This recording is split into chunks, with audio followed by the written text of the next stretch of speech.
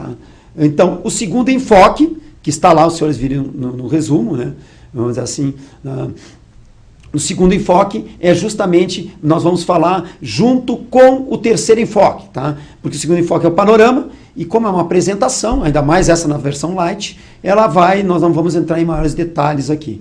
E vamos fazer junto com a estratégia de comunicação e informação as causas dos problemas. Então, utilizamos aqui o que diz foi feita uma pesquisa no Brasil e receberam 500 mil respostas.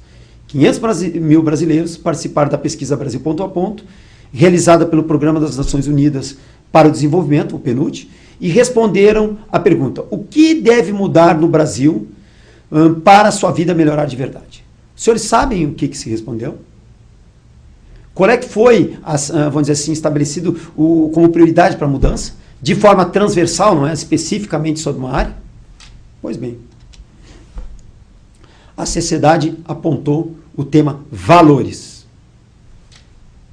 Agora, cabe perguntar, e aqui está, antes de mais nada, disponível esse material, é muito importante, os senhores acessem, porque se quiser um aprofundamento sobre esse trabalho, que ficou muito bom, os senhores têm ali disponível. Tá?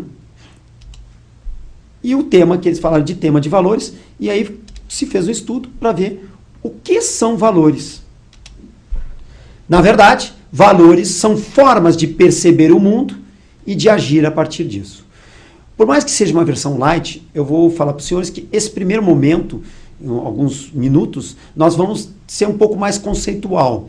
Depois, nós passamos já para uma questão mais, vamos dizer assim, de implementação, só que desde logo digo que é extremamente importante que se saiba essas bases, porque não adianta, não é uma receita de bolo, nós não vamos passar receita de bolo, não adianta só seguir, porque tem que mudar esses valores, as formas de perceber e agir, e nós precisamos saber por que há dificuldade tão grande da sociedade mudar a sua forma de perceber e agir. Então não adianta dar uma receita de bolo, que vai servir, por exemplo, uma cuca de chocolate, mas se tu tiver que fazer outra, uma de milho, já não vai saber fazer. Nós temos que aprender a fazer as redes de cooperação e fomentar o desenvolvimento harmônico sustentável. E para isso nós temos que saber as bases, vamos dizer, as causas que levam e dificultam a se conseguir desenvolver esse tipo de valores, que nós vamos apresentar aqui, um pensamento sistêmico, etc. e tal, e justamente promover o desenvolvimento harmônico sustentável, para conseguir, vamos dizer assim, não apenas repetir, mas criar, desenvolver e aperfeiçoar o que está sendo dito. Então, nesse primeiro momento, ele tem uma parte mais teórica, e logo depois tem passo a passo. Agora, digo desde logo, o material hoje, nós estamos em 2017, tá? Novembro de 2017, ele está extremamente completo, ele tem todos os pontos, passo a passo, checklist, sugestões, inclusive de indicadores. Os senhores vão ver lá indicadores específicos, mensuração de participação em reunião, o que é, por exemplo, uma atuação sistêmica, indicadores dessa atuação sistêmica, tem todos questionários, ou seja, material não falta e está extremamente aprofundado, inclusive sobre densidade de rede, amplitude de rede, como medir a qualidade de rede, está tudo aqui, tá? Todo esse material está aqui, nesses documentos, os senhores vão ver aqui, então material não falta. Olha aqui, por exemplo, mediação, o que é uma mediação sistêmica, como medir ela, tá? O número de ações, quantificador. Então, ou seja, temos todos os detalhes para a implementação. Mas é importante um pouco essa definição. Então, voltando, apontar o tema valores. Mas o que são valores? São formas de perceber o mundo e agir a partir disso. Bom, para os senhores verem como esse material todo ele pode ser aperfeiçoado, nesse exato momento, eu acabei dando uma parada e buscando um slide que inicialmente não estava na versão light, tá? Mas eu acredito que seja importante a gente fazer esse pequeno aprofundamento aqui. Tá?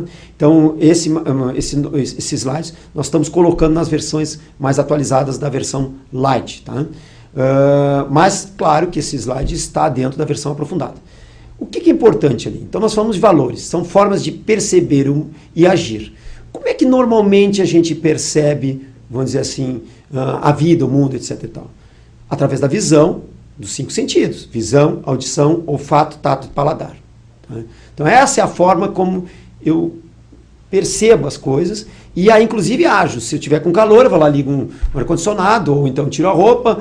Se eu tiver com frio, eu boto roupa. Então a gente parte desses sentidos materiais, para se situar na vida e ver se está sobrevivendo ou coisa parecida, né? Bom, o grande problema, tá, é que a gente gera um sentimento de gosto, não gosto, quero, não quero.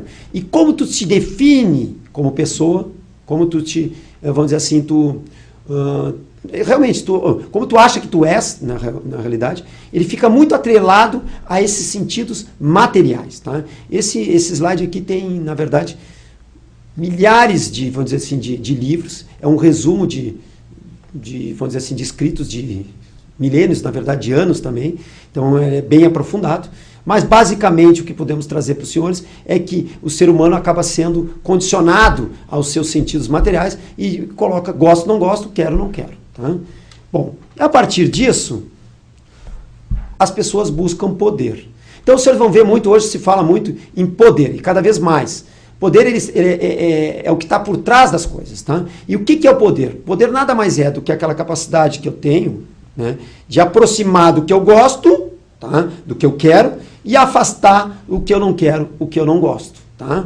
E mais, com base no poder, as pessoas estão sempre buscando poder. Por isso que a gente sempre fala que eu quero ter poder, as pessoas dizem, busco poder, ou então gera uma dicotomia de eu tenho poder ou não tenho poder. E aí a busca desenfreada pelo poder. E existem veículos que fazem com que as pessoas tenham esse poder. Tá? Por exemplo, a economia. Se a pessoa normalmente acha que tendo dinheiro ela vai ter, vamos dizer assim, esse poder de afastar do que eu não gosto e aproximar do que eu gosto. Tá? Depois, a corrupção também é uma forma de poder de manipular os sistemas. Teve muitos que não são nem... que fazem esse tipo de coisa, não é nem por uma questão tanto de dinheiro, mas sim de ter esse sentimento de poder. Tá? Os feudos também, as vaidades, são veículos de poder. Tá? O grande problema é que na grande maioria desse poder é utilizado para questões materiais e condicionadas aos meus sentidos, vamos dizer assim, materiais. Tá? E não um sentimento mais profundo, mais, vamos dizer assim, mais harmônico e sustentável. Tá? Isso piorou muito na época de René Descartes. Tá? O que aconteceu com René Descartes? Tá? René Descartes, e isso nós estamos lá por 1620 mais ou menos, mas o método científico é de 1637. Tá? O cardeal de Paris, vamos dizer assim, vamos chamar de um acordo com o próprio René Descartes, para ele produzir o método científico. Tá? E esse método científico era, vamos dizer assim, para conciliar a escolástica, que está sofrendo uma série de, vamos dizer assim, críticas por parte da burguesia, que estava ascendendo, e do próprio Renascimento, e depois, posteriormente, do Iluminismo. Tá? E então era para conciliar esses dois, vamos dizer, lados. Só que o problema é que o que aconteceu? O René Descartes, ele separou entre corpo e alma. O que era da alma ficava para a igreja, o que era do corpo ficava para o método científico. E o método científico, a matéria, mente e espírito também. Tá? E o que aconteceu? Vamos dizer assim, essa visão e essa consequência, por exemplo, do método cartesiano, houve uma visão, se desenvolveu uma visão racionalista, mecanicista, reducionista, que só vê as estruturas e não vê as propriedades que emergem quando essas estruturas se combinam.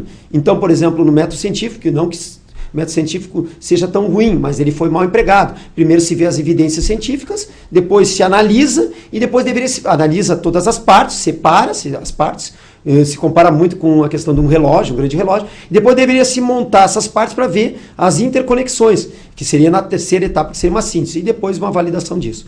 Só que normalmente se separa, se especializa em cada uma das coisas, então o cara sabe tudo sobre o coração, sabe tudo sobre um pneu, sabe tudo em todas as áreas, e perde a noção do todo. Quando se perde a noção do todo, complica muito, porque as pessoas elas só veem elas dentro vamos dizer assim, de um apartamento e não se dão conta que fazem parte de um prédio maior. Elas não se dão conta que não adianta só cuidar do coração, tem que cuidar também da respiração, da qualidade de vida. Elas não se dão conta que tem que também pensar no pneu, mas também tem que pensar em quem está dirigindo, inclusive, e do próprio motor do carro, dos freios, etc. e tal. Ou seja, existe todo um conjunto. Então isso houve, vamos dizer assim, uma má utilização, inclusive, até do próprio método científico, e o método científico ele se ficou muito restrito às questões, vamos dizer assim, que não sejam tão complexas. Então o método científico ele tem uma dificuldade de mapear coisas complexas, mais dificuldade ainda questões subjetivas. Só que essas questões subjetivas, elas também fazem parte do cotidiano e da qualidade de vida das pessoas. Então piorou muito isso e materializou ainda mais a questão do ser humano buscar poder material, achando que um PIB elevado vai trazer qualidade de vida, que ajuda, mas não é só isso, né? O próprio PIB elevado, ele mede agregados econômicos, e se nós destruirmos, passar uma patrola na Amazônia, vai aumentar o PIB, não quer dizer que vai ter qualidade de vida, muito menos sustentabilidade e harmonia, né? Então, ou seja, há esse raciocínio, infelizmente, da sociedade hoje muito materializado. E isso, nessa busca de poder, eu tenho, tu não tem, dificulta muito o desenvolvimento harmônico sustentável, as redes, etc. e tal. Então, os senhores vejam que isso é importante a gente entender, não é porque as pessoas sejam culpadas, mas é que elas estão bastante, vamos dizer assim, alienadas e condicionadas aos seus sentidos materiais, tá? Depois veio o pensamento linear, que piorou ainda mais essa situação. Porque o que o pensamento linear ele faz?